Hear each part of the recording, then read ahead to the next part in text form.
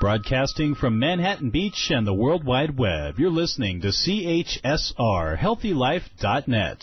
As a service to our listeners, this program is for general information and entertainment purposes only. CHSR, HealthyLife.net does not recommend, endorse, or object to the views, products, or topics expressed or discussed by show hosts or their guests. We suggest you always consult with your own personal, medical, financial, or legal advisor.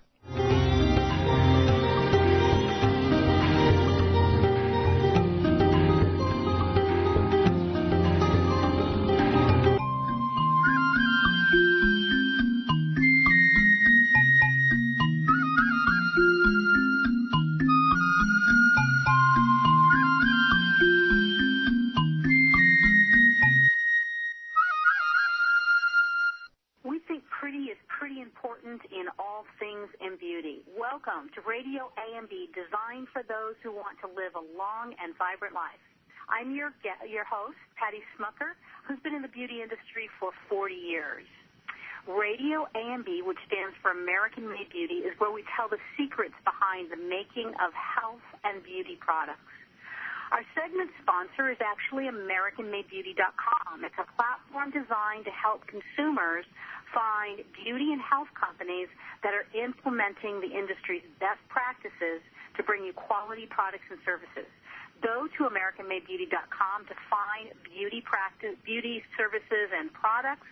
And if you'd like to sample some of our products, you can click on the consumer page and get your sample products sent directly to your front door.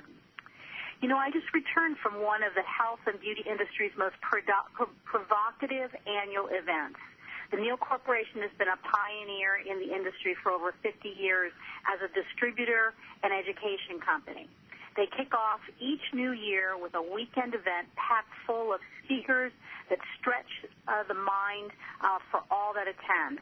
I spent the weekend learning with and critically evaluating health, wellness, beauty, and business with the owners of the largest and most successful salons and spas in America. During the weeks ahead, I'll share some insights from many of the speakers that I heard during this weekend because they really helped me to sort of understand some of the realities of the world today. In the context of our show today, one of the most exciting speakers was a young man by the name of Caleb Maddox, who has already become an author and speaker at the ripe age of 15. He travels the world with his father talking about the conditions that allow people to achieve this success. His company is called Kids for Success. My guest today is a husband and wife team, Michael Oden and Alina Ugas, who have built the needs-based method for behavior modification based on Michael's book called When No One's Home. Today we'll speak to just the opposite of what I was demonstrated and saw with the young Caleb Maddox. When nobody is home, helps to explain why so many people have experienced growing up, what people have experienced growing up in single-parent homes or homes with parents lacking the responsibility to be attentive caregivers. The result is unmet needs people experience during childhood, creating emotional suffering. Michael and Alina believe this is the root cause of drug and alcohol addiction. Today we'll talk with Michael, who is a probation officer during the day and a counselor at night. He gets people to understand what happened in their lives as children and how that may be affecting their current behavior. What has been said to you and how it affects you and how you behave today is part of what Michael's work is all about. Just as I watched Caleb this weekend speak about his father, who paid him $9 to read self-help books instead of paying him to do errands around the house, Michael has connected the dots to see that many of the drug addicts that he meets in his job had no one at home to cultivate their talents and provide motivation and self-esteem. Along with his wife, Elena, who is a program director and co-founder of the needs-based method and the Final Step program, they're working together to change the way people approach recovery and addiction. Welcome, Michael and Alina. I'm just thrilled to have you with us today. Well, thank you for having us. So, Michael, when I was doing some of the research, is it true that you originally came to L.A. Aspiring to be an actor? Yes, that's true. Yeah, I studied for 5 years in Arizona, a lot of 18 productions under my belt, commercial, that sort of thing, and I came to fulfill my dream in L.A. I see. Okay. And so what was the journey that led you to get involved with probation work and then sort of begin this work that you're doing to write the book When No One Is Home? So to support my acting, I became a substitute teacher at the juvenile halls, okay? And a person asked me, do you want to be a probation officer? I said, I guess. And then I said, well, what about my acting? Well, work on the weekends and have the week free. So I worked Friday through Sunday and had Monday through Friday off. So that's the only reason I became a PO. And then so I went to the camps up in the mountains for 2 years with the juveniles. And next thing you know, you get promoted. You stay long enough, you get promoted. Now I was working in the field with the adults.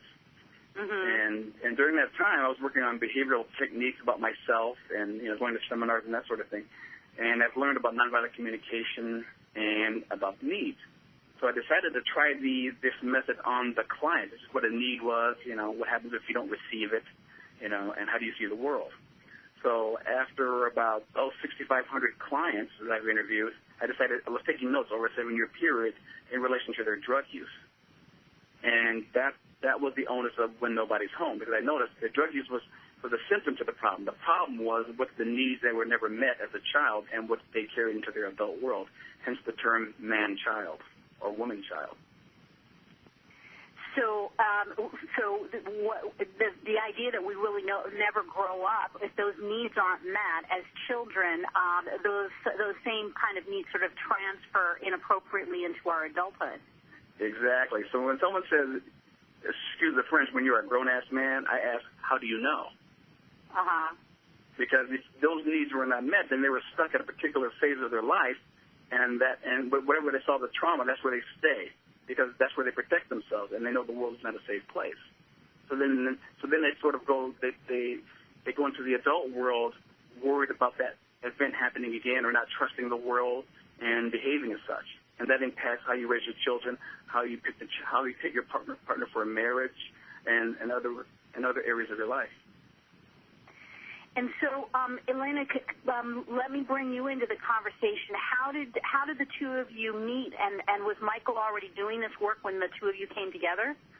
Hi, Patty. Yes. Actually, Michael was doing this in probation, not in private practice, but he had been working on it for a few years before we met, and just presented it to the city. He was more interested in working with teens and the gang affiliation. So when we met, he started going to, in his master program, to be a marriage and family therapist.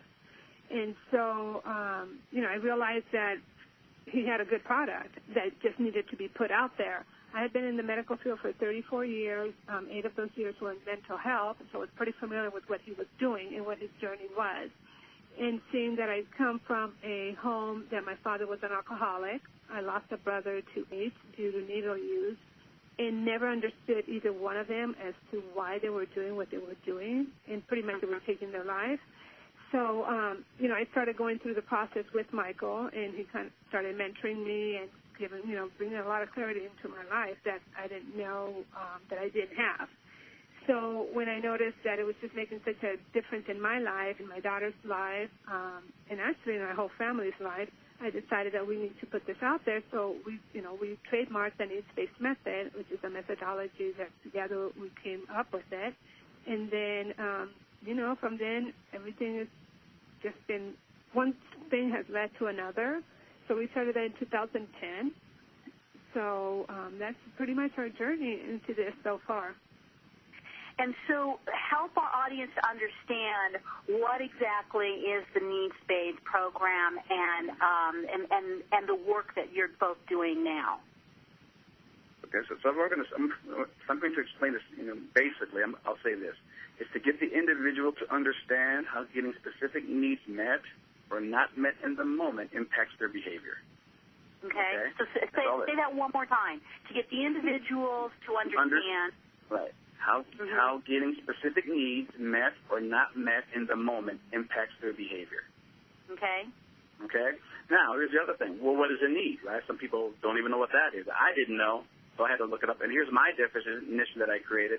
So a need is a desired outcome an individual tries to obtain with an individual in a given situation. Okay? In other words, I'll say it this way. The individual, what are they getting out of by what they're doing? Okay. Otherwise, they wouldn't do it. So everything we do on this planet, we're getting a need met. Mm-hmm. Otherwise, we wouldn't do it. Now, it can be life-diminishing or it can be life-affirming. If I'm going to use drugs, to them, that's life-affirming because they're getting something out of it. Mm-hmm. But they don't see the tragedy around it. It just, but myself, I'm okay. I need this drug. I'm going to take it because I'm benefiting. It helps me forget the pain, even though it's destroying my life. Okay? Right. So when you see that, so when people, and a lot of people don't understand why they do what they do, and so the need phase does this: get you to understand what needs were not met and how they impacted you. Okay. And so when you keep it that simple.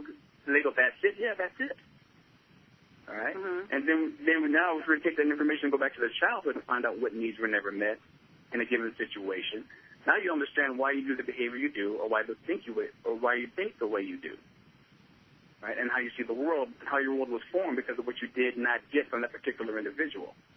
Right. Okay? So, yeah, so if a parent doesn't show up, therefore you're probably going to have a trust issue growing up later in life. Mm-hmm. Because they weren't there. So if you're not there, then if that person I'm interested in, will he leave me? So that's in the back of your mind.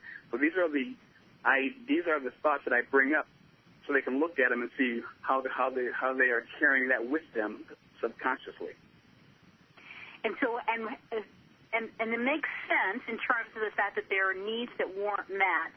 And right. So let's look specifically about drug abuse. And so when one issue might be that a parent wasn't there. Right. So what is the gratification or what's the need that's being fulfilled as an adult to continue to do drugs when the other negative attributes start affecting their lives? Well, what's important is that the pain is so great that they need to use the drug, right? So, so for them to think about what happened to them back in that time is still prevalent, and the drug use just helps me deal with it. It's their coping mechanism, and here's what most people, out of the tens of thousands of people I've interviewed, it numbs the emotion that would rise if they didn't take the drug. Okay. I do not feel anything because I'm taking it, because I still have that memory of that tragedy that happened many years ago. So their need is emotional safety. That's what that could be one need. Okay. Yeah. You know, another need would be, shall we say, acceptance, because I'm doing it with a group of people. Okay. Okay. Another need would be, choice, because you can't tell me what to do. So even though it's impacted me negatively, I still have a choice, and I'm going to do it. Therefore, at least I have a say in that. I've had many of those. Okay. And so, how do you lead someone to the process of discovering what was the unmet need, and probably the second phase, beginning to modify that behavior? Okay. The first thing is understanding and awareness. So here's my first question: why did you start? And when did you start? What age? Because that tells a lot. And usually the clients start at the age anywhere from 12 to 13.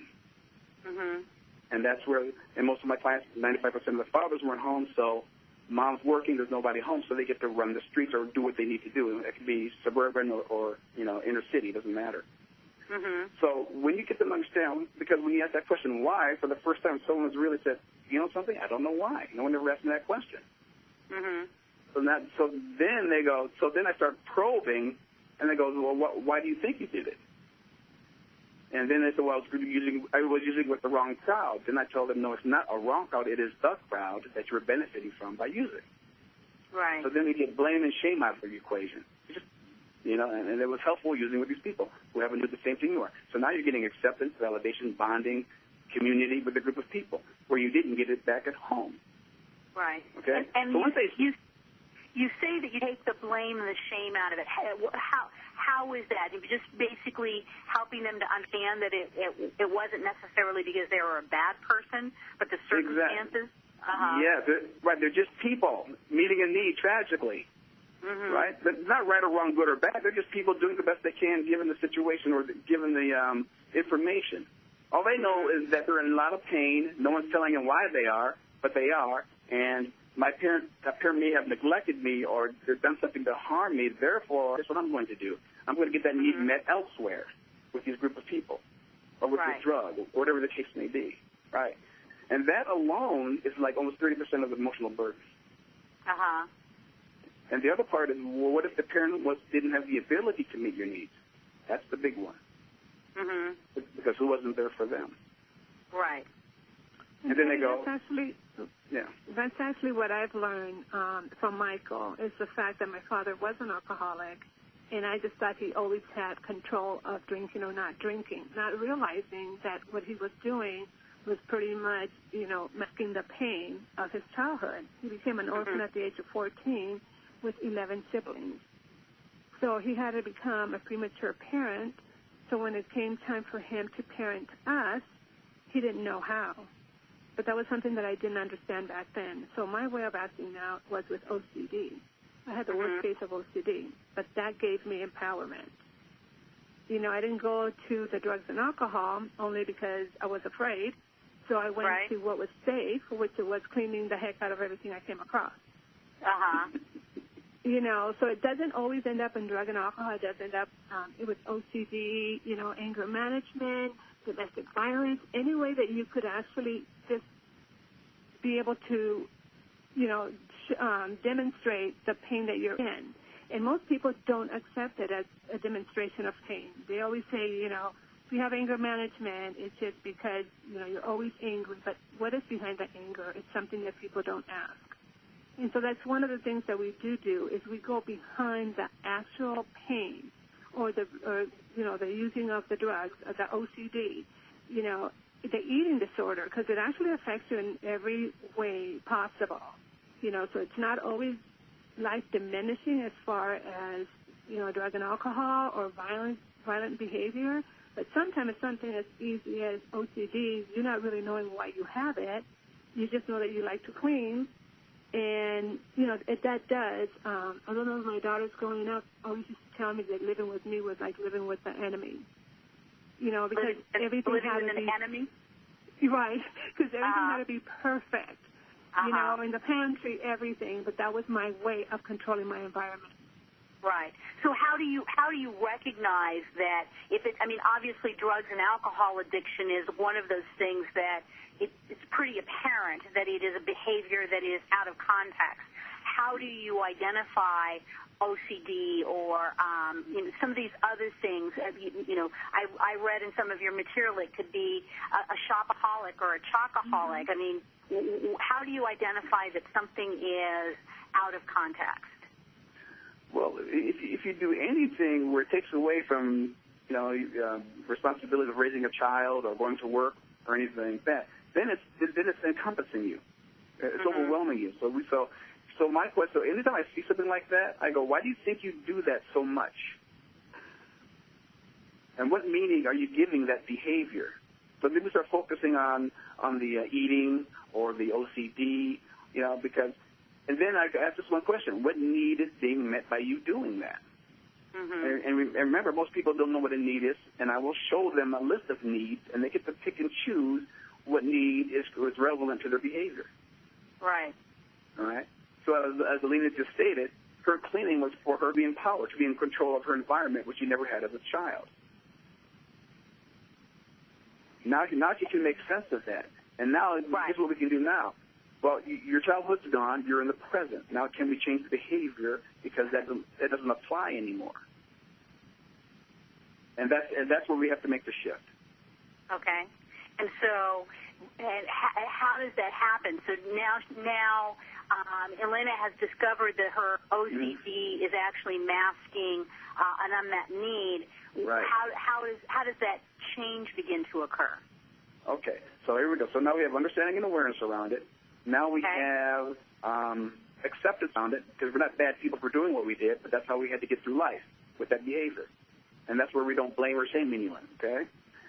Now we have the value shift, okay? How do you break the habit? Well, when you see yourself doing the old behaviors, take a step back and recognize I'm doing that old behavior that I don't need anymore. So I can stop doing it, right, at that moment, or continue to do it knowing that I need to get stronger, but at least I recognized it. So there's that process. It sounds like part of it is just becoming a present in the moment, yes, and beginning to see why that you're making that conscious choice to do that, and again, yes, not blaming or shaming, but at least if you can't not do it, at least being aware. Exactly, and that's my thing with my drug and alcohol clients, is that if you're going to relapse, at least you know why you're relapsing. That past still bugs me, and it's still bothering me. I haven't gotten over it yet, and this is going to soothe for the moment. At least you know that, and we can keep working with that. And begin to understand what's happening between your two ears. It sounds like that plays a significant part in beginning to shift it. I heard somebody say, one of the other speakers was talking about diet and health and things like that. She talked about the idea that let's not talk about all the things you're going to cut out of your diet. Let's just talk about those things you're going to add that is going to fill that space so that there's much room for some of those other things that you were choosing that are maybe not as healthy for you. Right, because it's okay to make mistakes or to, we'll call it failing, but the more you fail, the stronger you're going to get because you now know. And because one thing I never told my clients, I never told them to stop. I just got to understand why. And they brought that to my attention. But you never told me to stop, Mr. Oden. I go, no. I just want you to understand why. So you can have the choice to stop. I don't want to be another institution telling you what to do. I want you to make that decision, to be empowered, and that's the key. Right. And so how long do you see that, are there some people that just simply by having that awareness, they can automatically stop? Is it something that takes a long time? It depends on the strength of their ego. It's called ego strength. If they're strong, it can happen within 5 or 6 sessions, per se. Some people will take a little longer, depending how deep the wound is. But if they had a pretty good childhood with some damage, then they can catch on pretty quick right away, and they can actually make the shift. Right. So it'll just depend on how deep the wound is. Right. Okay. All right, well, we're going to take a break. This is really fascinating. And when we come back, we're going to talk a little bit more about behavior modification program and how the final step has various different tools to actually help that happen. So stay with us. We'll be right back.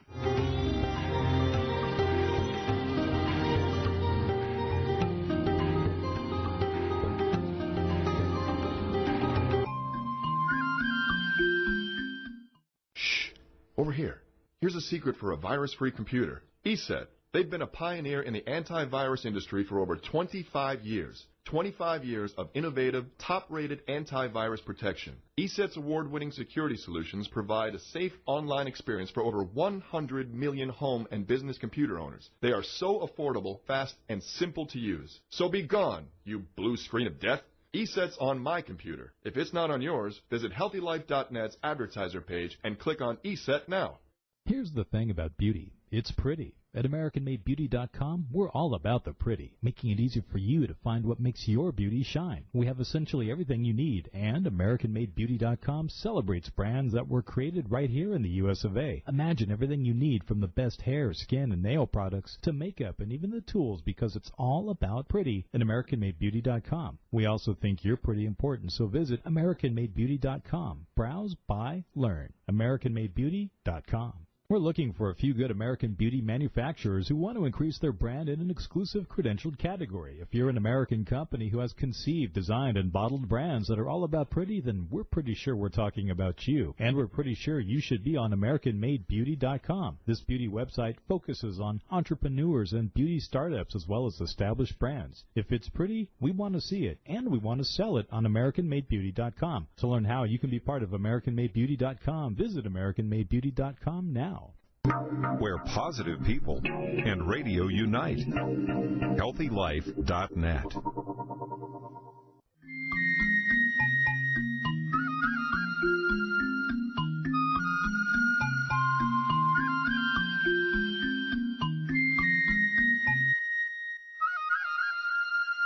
Welcome back. You're listening to Radio AMB on HealthyLife.net. I'm Patty Schmucker, your host, and I'm here with Michael Oden and Alina Ugas of Final Steps, a behavior modification program to address addiction. And some of our listeners may be saying, how does this relate to health and beauty? And I think some of our most popular shows since we've been doing this program over the last 2 years have all been around the beauty between your two ears, what's in your mind. And so, Alina, tell us a little bit about the Final Step program and the book that Michael has written. Okay. So the Final Step, we actually have several different packages. We have like a 1-month starter package that gives people a little bit of understanding into the program and actually into self-healing. And then from there, we have other packages depending on what is it that they're really working with. We do mentoring, clients as well as other therapists. Michael has published a book, When Nobody's Home, which was picked up by Walmart. It's also at Barnes & Noble and on Amazon. We have a private practice in Redondo Beach. And also, Patty, on our website, michaeloden.com, they could get a lot of good information and tools. We have videos there of Michael doing speaking engagements, different topics, as far as drug and alcohol, also domestic violence. We have a video there for teens, which was a speaking engagement that he did at Bishop Amat in front of 1,400 teens. And that was more about self-empowerment and, the whole dealing with it, teenage years. And so that is where they could actually get really good information about our program. And actually, like I said, really good, helpful tools that they could actually use. Pretty much everything on our website, something that is very user-friendly and very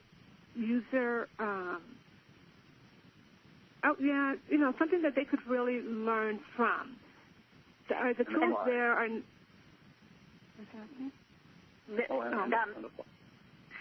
So there's the opportunity to be engaged with your private practice, but you actually, the book provides the tools so that people can actually do this kind of work remotely? Absolutely, and we also have Skype, but if they get the book, in the book there's about 8 different stories, and they're actually true live cases that Michael has been interviewed with the client. And so it does give you an outcome. It gives you, what the client was going through and then the outcome that they got by going through the process. Also on the website, we have lots of testimonials, and on our YouTube page, we actually have live videos from clients that he's seen in the past that they're still emotionally free. That's what we call it. They haven't not relapsed, and they're still, they're actually now living a much better life than they did before, and staying out of, the prison system and the negative behavior. And, a lot of them have gone back with their family and are now having the family that they always wanted to have and never had a chance to have. Right.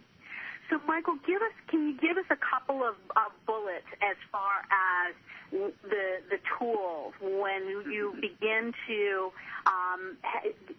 We talked a little bit in our prior segment about now we've made sense. We have an understanding and awareness. Mm-hmm. We've eliminated the blame and the shame, and now you've got that value shift. So you're shifting values so that you begin to observe the behavior. When you begin to observe that behavior, what are some of the tools that you give people to begin to modify their ongoing behavior? Well, the tools are gained from the awareness and understanding alone. So what they start doing is they start becoming more empowered. Mm-hmm. They're not afraid to say no to an old friend who used to treat them a certain way or say certain things that they would put up with. Mm-hmm. Okay, and then that's a big one. So it's like they're going to look at life as opposed to a 2-dimensional film, it's going to be a 3-dimensional. And so when they saw life as it was, and now they see it as it truly is, now they can make the decisions they want to make to better themselves. So that awareness, coupled with empowerment, is a big one. Another one is communication. Mm-hmm. How do you communicate with your kids? I have a client who now, she practices what I taught her on her kids, and the kids cannot trigger her to respond the way she used to. She used to scream and this and that. Now she just says what she says and puts everything on them. And one of the tools I give my clients is this: what need are you meeting by making that comment toward me? Or why do you think you're treating me like this? So now the question is on the other person. Now they have to answer the question, and now they got to think about why they're treating you like this. So those are some of the tools I really enjoy, because it makes the other person sort of squirm uncomfortably, because they now have to be responsible for why they're treating a certain way. Okay? Yeah. And then we have. Go ahead. I want to watch one of your videos where you talk about it, and the visual that you do is, someone sort of shoots a bullet at you, and rather than taking the bullet, you capture it and you look at it. Yes. I thought that was really brilliant. I thought it was a brilliant analogy, where you go, oh, wow. Why are you shooting this bullet at me? So Patty, I'm going to put some dark news here a little bit. If 96% of the families in America experience some form of emotional pain, a.k.a. dysfunction, right? That tells you a lot of people have something going on inside them. Right. And what we don't do is we don't know how to communicate in a way that's life-fulfilling. The goal is, if I can beat you down and beat you into submission, then I win the argument. As opposed to catching the bullet, understanding where it's coming from, and says, why would you say something like that? Right. Okay, and that's what happens in a lot of arguments and a lot of families. That's what I've dealt with over the years. Mm-hmm. So the need base can clear that up and get you to understand what you're dealing with, how to deal with it, and not personalize it.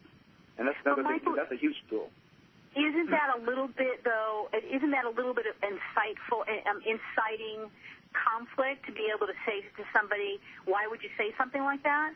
Or is there another way that you're teaching them to approach that? No, remember, another way to attack is, if you call me a bad name, then I'll call you a bad name in return, right? That's how it usually works back and forth. Right. But if I ask you, why are you doing that, I'm not attacking you. I want to know. I have a need for clarity and understanding. Right. Mm-hmm. So now the onus is on that individual. Mm-hmm. Now they got to think. You just watch them. I said, keep your mouth shut and just watch. See how they react. And some of my clients, when they did that to their husbands, right? These are the women I've worked with. The husband would back up and just kind of walk away, because they had to admit they found out, wow, why am I treating my wife this way or saying these things to my wife? Mm-hmm. So can you incite conflict to a degree, because the other person does not get what the other person is sort of caught in the middle, going, wow, I'm kind of stuck here. She's got me because she's asking me why I do what I do, and I need to give her a response. And I'm afraid to tell her the truth because I don't know the truth, or I may know the truth, but I don't want to say it. Mm-hmm. Okay? So, but at least it's one-sided. It's not back and forth. Right. And as people begin to see their way they're showing up is changing the way other people are showing up and interacting with them, what's some of the feedback that you get from those clients that have been able to apply some of the things you taught? Okay, so now the person is awake, they're empowered, they have boundaries, they're a whole new person now, okay? So here's what we just did. We created a new problem. The new problem is my clients changed, but the people around them haven't changed. Mm-hmm. So now they don't know how to deal with this new person who's empowered, who's confident, who's doing the things that they don't, who are doing things that they never did before, like stand up for themselves, saying no, no, I'm not going to do that. You're not treating me with respect, so therefore I'm not going to go, whatever the case may be. New dance. And Alina can expound on that one, Alina, about your family. Yeah, so... Well, actually, you know what? I'm going to hold you there, and we're going to take a break. And when we come back, let's talk a little bit about that and how that's such an important piece, because you're right. You now have created a new set of problems because that person is changed, but they're still living in this environment that's used to them showing up this way. So great. So let's we'll take a break, and when we come back, we'll hear a little bit more about that. Stay with us. We'll be right back.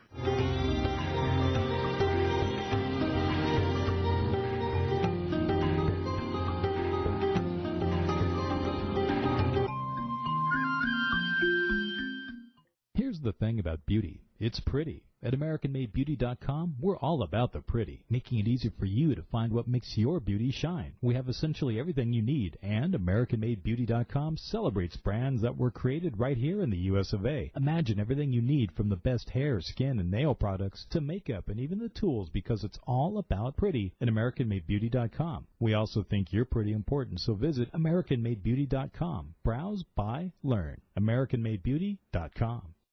Radio your way. HealthyLife.net.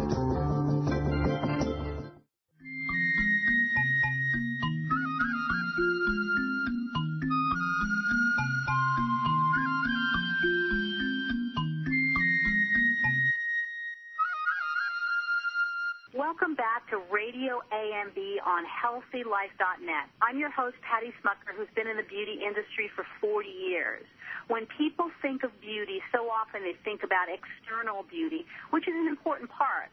But today we have the good fortune of taking a deep slice into beauty that begins in between your two ears. My guests today are Michael Oden and Alina Ugas of Final Step, a behavior modification program to address addictions of all types in your life.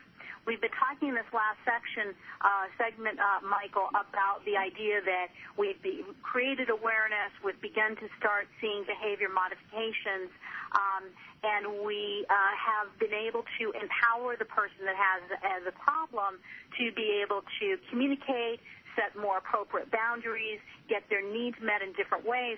But as you mentioned, it creates a whole new set of problems because they're now showing up being different, but the people that they interact with or live with are not used to this new person.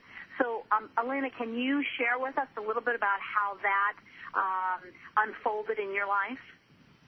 Okay, Patty. So I've always been a doer. You know, anytime anybody asked me to do something, I would say yes, even if it was causing harm on myself or it was putting an emotional strain on myself. So one of the things that Michael taught me to do is just to say no. You know, he always said just say no. But it's not easy, as you're very well aware, to say no after all these years of saying yes. So I started with little baby steps. And, you know, especially with my siblings, they were always asking me to do something. And it wasn't that I didn't like doing it, but sometimes it was really putting, you know, a stop on what I normally would do or something that I would like to do. So it was hindering more or less what I was doing. So when I started saying no, they didn't believe me. Actually, my sister chuckled the first time I said no to her. She thought I was playing.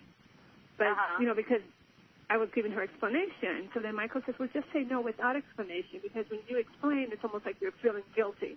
And I was feeling guilty for saying no. So I started just saying no. You know, they would ask me to do something, just a no. No explanation, nothing. And it has taken a long time. I would say at least 4 years to put this into play, because even though I would say no, they were always thinking that I was just playing. So they would still continue to ask for things. So when I said no and put a stop to it, you know, every once in a while, I would say probably like 2 to 3 times a year, I want to say they relapse and they do ask me to do something. And unless I'm going to enjoy it, because that's something that Michael does teach, if you're enjoying it, then do it. But if something that I'm not going to enjoy, then I'm going to say no. Right. You know, and let's just say, yeah, it's taken, you know, quite a bit of time for them to realize that this is the new me. You know, and I just went on vacation for the first time by myself. That was a change. They went 10 days without hearing from me, and that was hard on everybody because they're so used to me always being the person that is there to be able to bail them out of whatever they need. Something as simple as, you know, even going to the grocery store or whatnot, but I've always been there. So that's something. And actually, I feel completely empowered, and the stress that has taken away from my life has just been enormous. You know, I didn't realize how stressful that situation was because I always wanted to help, and I just thought that was okay. But it wasn't. So, yeah, that's something huge. And then also with my OCD, I don't clean as much as I used to. Michael used to say that the dust balls didn't stand a chance. And so, can you tell us one of the stories from your book, your successes, that are real life situations of people who have been able to benefit from this type of work? I met a guy at a stop sign the other day. He was one of my clients 10 years ago because I remember the name, you know. And I said, "Is that you?" He said, "Mr. Oden, is that you?" "That's me." I said, "Oh my God!" We pulled over, and we kind of ran to greet each other like this big reunion. And the first thing he said to me, he says, "You know, Mr. Oden, I remember everything you taught me, and I'll never forget it. And just to let you know, I haven't touched alcohol or drugs since the last time you saw me 10 years ago. I've been living my life. I've been happy. I just want to let you know I appreciate that." Mm-hmm. And then we embraced. Okay, so that was a 10-year. Okay. One of the stories that I really like is a a woman in her 50s who wanted help with her marriage, and she decided that she wanted to work on herself, but the husband didn't, so we continued. And here's a perfect example what we just talked about, where so as we went along in our journey, things came up. She was told one of the curses, like in the book, that says this. Her parents said, "I'm glad she's beautiful so someone can take care of her because she's not very smart." Well, what came up later on was this. She had dyslexia. Mm-hmm. And back then, no one they thought it was some sort of, like a pariah. They don't touch it. So right. It was never, accepted or worked on. So she went through her whole life, right, hiding dyslexia. Right. Hiding dyslexia, trying to find she was told that a man would need to take care of you. You can't take care of yourself. So these things are planted in her head.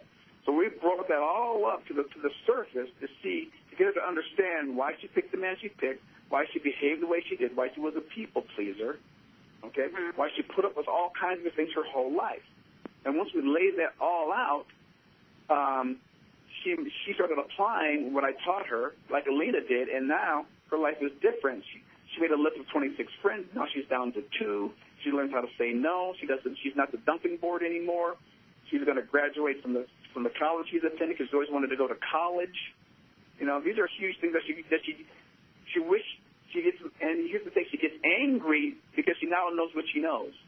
Mm-hmm. Because she wish she knew this, 40 years ago. Right.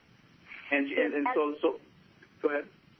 As part of the process of creating empowerment, do you help people to identify what it would look like if they were empowered, so that they know what they're... Mm-hmm. Mm-hmm. Yes, absolutely. And empowered is not feeling guilty about what you do. And here's the big thing, not being responsible for other people's emotions or feelings. Mm-hmm. Because we will dictate our behavior because we don't want to hurt them. Right. And so we give up a piece of ourselves. And I tell people, no, that's their responsibility. You take care of you, as long as it's respectful, and they may not like it, but what do you want? And that's hard for some people. Right. I was like that. I was a people pleaser. I said, okay. So I learned to say no. Don't want conflict, that sort of thing. But it's still uncomfortable for me. But I know consciously I got to do it because that's what I want. Mm-hmm. And I better do it because I'm teaching it. Right. Yeah, exactly. You've got to be the role model. Now, absolutely. And you mentioned earlier that you take clients and the program that you both are working on and the book and that type of thing for consumers to use, but you also work with practitioners. Tell us a little bit about that work. Oh, yeah, because practitioners have all the tools they've learned in therapy school, and I have an idea because I went through therapy school, and so what I do is I teach the needs-based, get them to add to their toolbox. Mm-hmm. Maybe not, I wouldn't say focus on the disorder, but focus on what needs were not met by that client and see what shows up. Mm-hmm. Before we label it a diagnosis, before we, put them in a category, that sort of thing. And I've had some feedback where the clinicians call back and say, wow, this thing is really effective. We just got to the heart of the matter because we just understood now what needs weren't met and how that impacts the individual and how they interpret the world because of that. Right, right.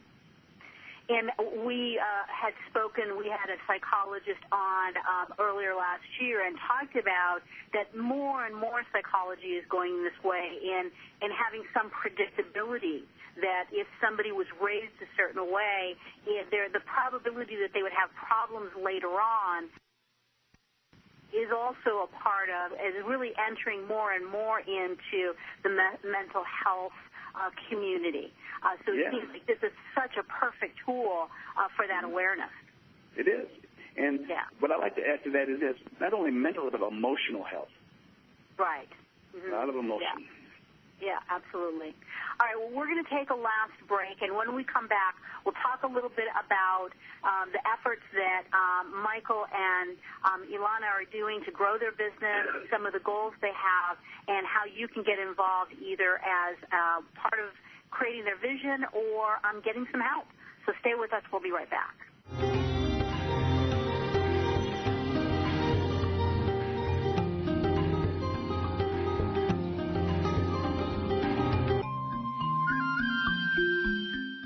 Here's the thing about beauty. It's pretty. At AmericanMadeBeauty.com, we're all about the pretty, making it easy for you to find what makes your beauty shine. We have essentially everything you need, and AmericanMadeBeauty.com celebrates brands that were created right here in the U.S. of A. Imagine everything you need from the best hair, skin, and nail products to makeup and even the tools, because it's all about pretty at AmericanMadeBeauty.com. We also think you're pretty important, so visit AmericanMadeBeauty.com. Browse, buy, learn. AmericanMadeBeauty.com. When you're looking for bedding, department store prices can shock you. Well, be shocked no more. Sell steak cheap, not cheap state. That's the motto of Anna's Linens. Although they don't sell steak, they do sell the best bedding, bath, and home decor items. They strive to provide their merchandise at extreme value to their customers, and they do it. Great everyday prices on everything and military discounts. Plus, if you visit them online, they have clearance items and internet specials. Visit them online now at HealthyLife.net's advertiser page. We're looking for a few good American beauty manufacturers who want to increase their brand in an exclusive credentialed category. If you're an American company who has conceived, designed, and bottled brands that are all about pretty, then we're pretty sure we're talking about you. And we're pretty sure you should be on AmericanMadeBeauty.com. This beauty website focuses on entrepreneurs and beauty startups as well as established brands. If it's pretty, we want to see it, and we want to sell it on AmericanMadeBeauty.com. To learn how you can be part of AmericanMadeBeauty.com, visit AmericanMadeBeauty.com now. HealthyLife.net, where positive overcomes negative.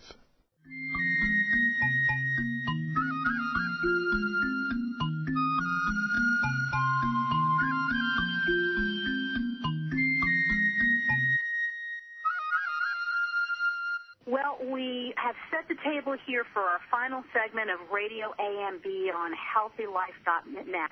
We're here with Michael Oden and Alina Ugas of Final Steps, a behavior modification program to address addiction. I'm your host, Patty Schmucker, and let's talk a little bit about where you guys are now in growing this business and what are some of your goals.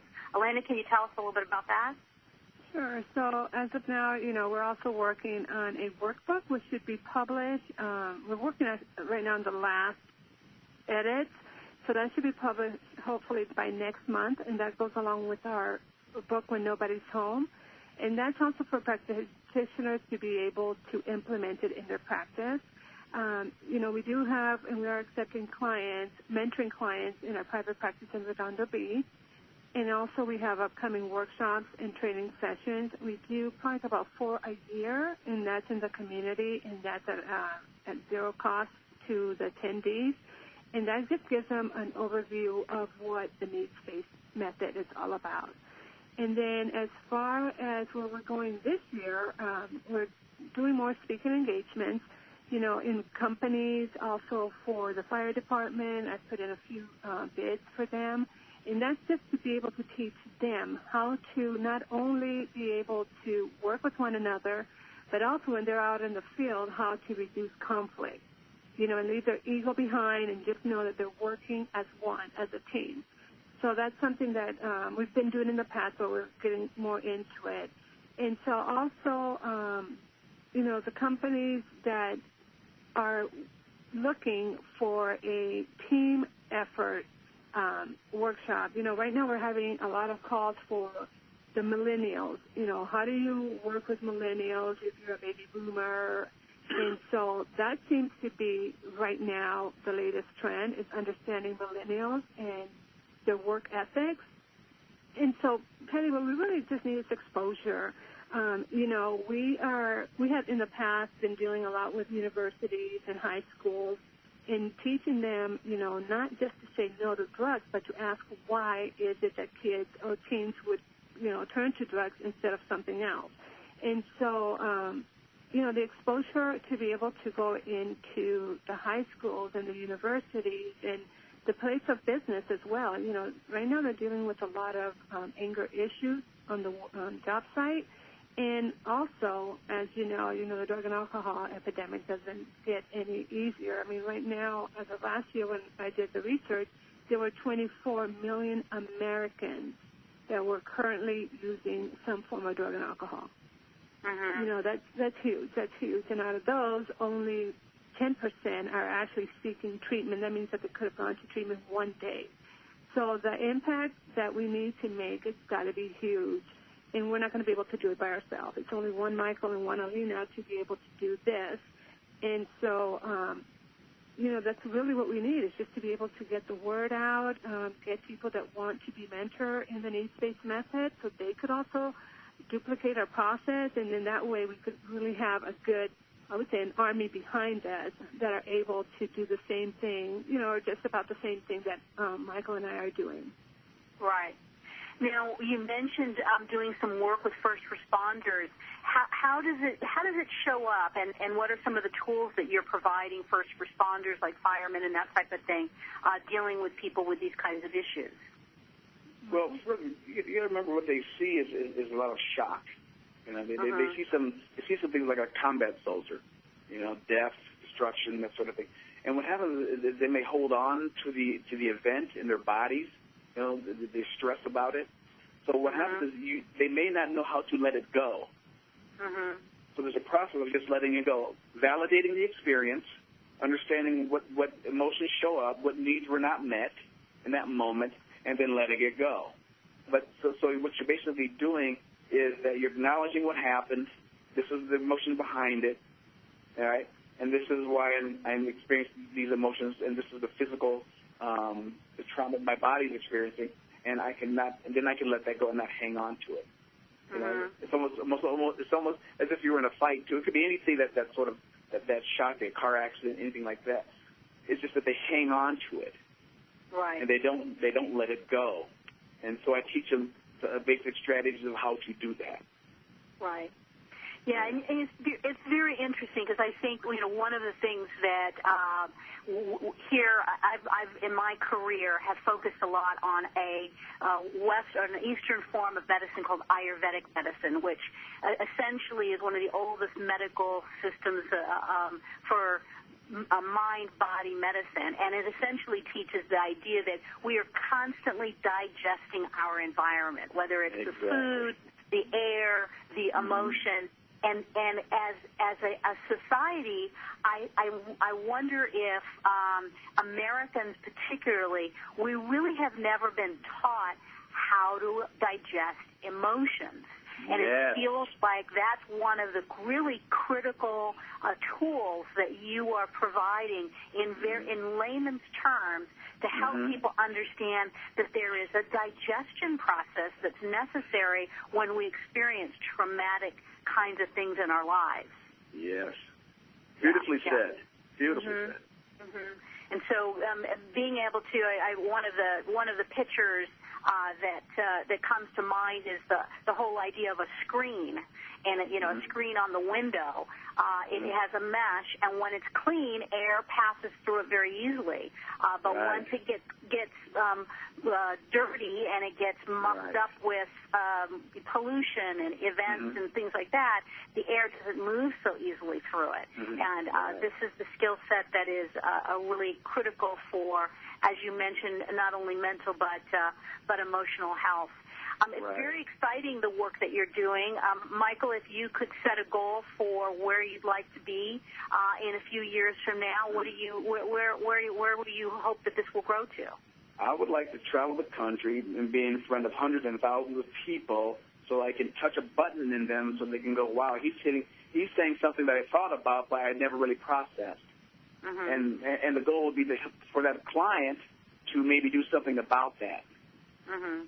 Now I could have a series. I could stay for the weekend and do individuals just to give them a case where they can go with the information and just kickstart them to know that they can wake up a little more and do something about something they may be hanging on to.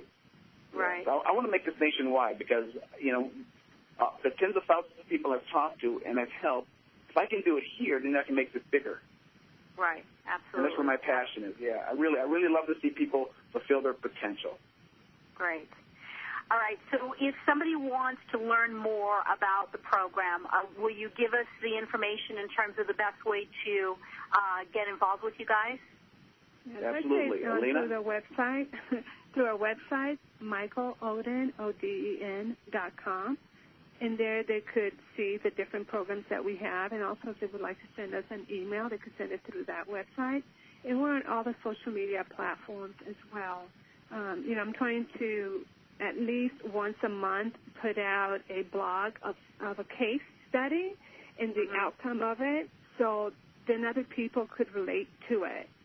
Right. So we're pretty, And the book is going to be able to be purchased at, tell us the name of the book again, and it'll be able to be purchased at Walmart? Right. The book is called When Nobody's Home, and it's available at Walmart, Barnes & Noble, Amazon, and also through the publishing company, which is Author House. Right. Right. Well, thank you both for being with us today. We really appreciate it, and congratulations on the progress that you've made, and thank you for all of the things that you're doing in the world to make it a better place. Thank you. Well, thank you for having us. You're welcome. Appreciate it. So keep those emails coming to request@AmericanMadeBeauty.com for comments and questions and input. We watch them, and some of our best stories are coming from you. So let us know if you've got ideas and people that you want to hear from on the show. Also look out for our social media, either with American Made Beauty or Patty Schmucker on LinkedIn, Facebook, Twitter, Instagram, Pinterest. Send us questions. Next week, join us for a discussion on the passion for hair color. Come meet up a star, an up-and-coming star of our industry, Rosa Warnes, of the North American Color Director for Schwarzkopf, will be with us next week.